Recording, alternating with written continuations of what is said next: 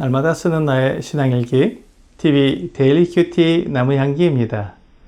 오늘은 3월 9일 목요일입니다. 오늘 함께 묵상할 성경 본문은 창세기 3장 1절에서 7절입니다. 그런데 뱀은 여호와 하나님이 지으신 들짐승 중에 가장 간교하니라. 뱀이 여자에게 물어 이르되 하나님이 참으로 너희에게 동산 모든 나무의 열매를 먹지 말라 하시더냐? 여자가 뱀에게 말하되 동산 나무의 열매를 우리가 먹을 수 있으나 동산 중앙에 있는 나무의 열매는 하나님의 말씀에 너희는 먹지도 말고 만지지도 말라 너희가 죽을까 하노라 하셨느니라. 뱀이 여자에게 이르되 너희가 결코 죽지 아니하리라.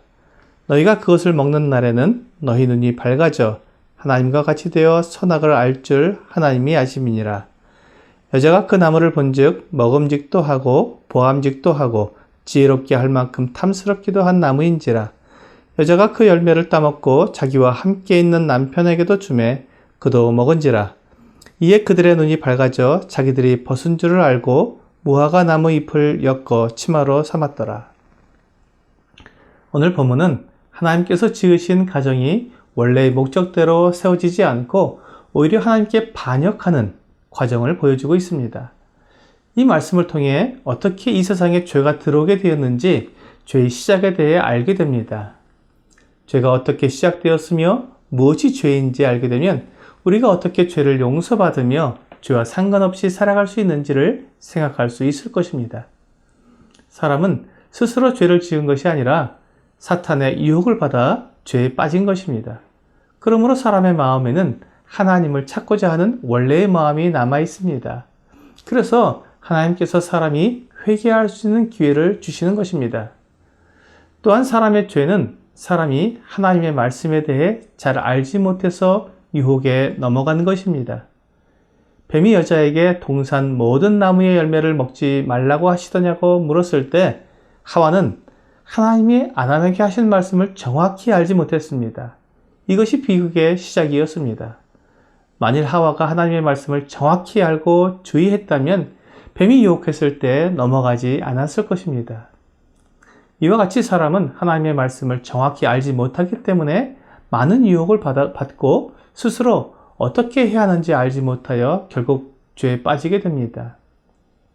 하나님의 말씀을 정확히 알았다면 거절하고 피할 수 있는 유혹과 죄에 넘어가게 된 것입니다. 우리는 종종 내가 하나님을 잘 믿고 있다고 생각하면서도 하나님의 말씀에는 소홀한 것을 보게 됩니다. 이것이 믿음에 대한 오해입니다.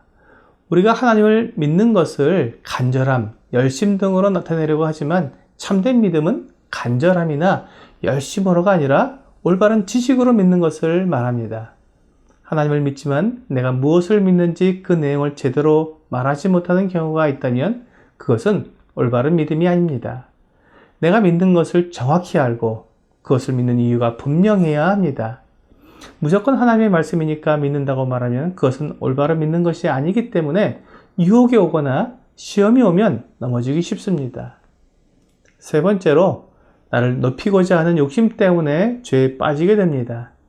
이것을 교만이라고 말합니다.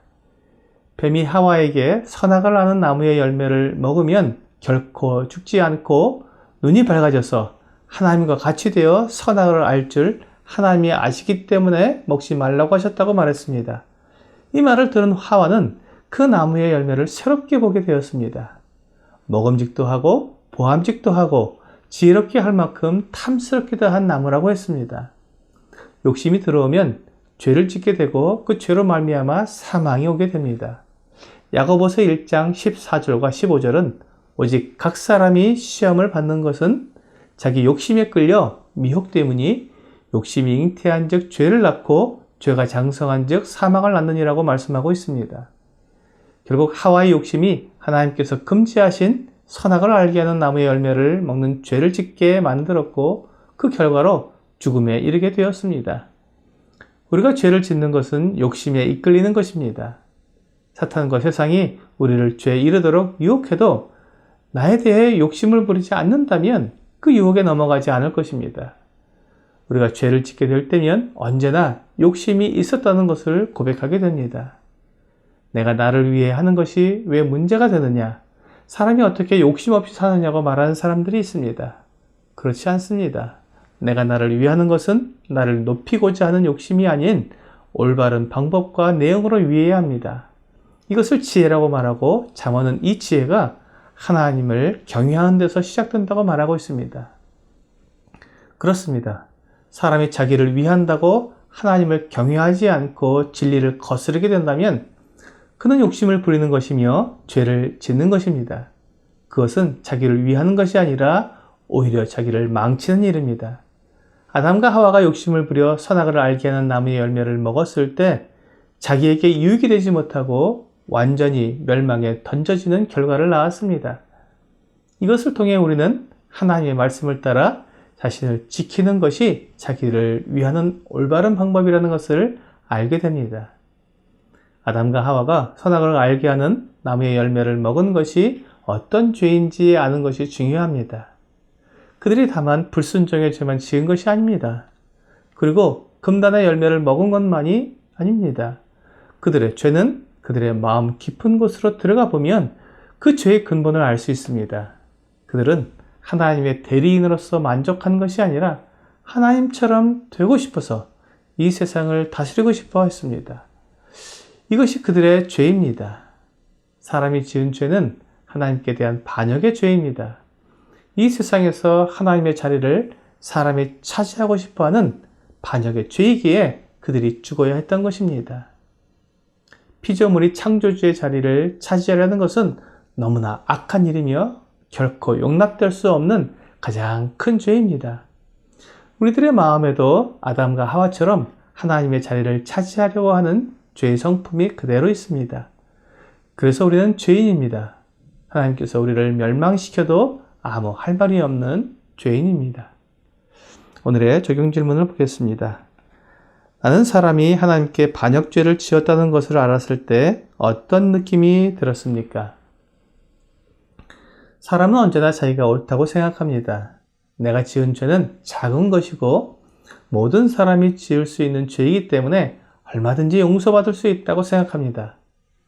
하지만 하나님은 우리의 죄가 결코 용서받을 수 없는 극악한 죄라고 말씀하십니다.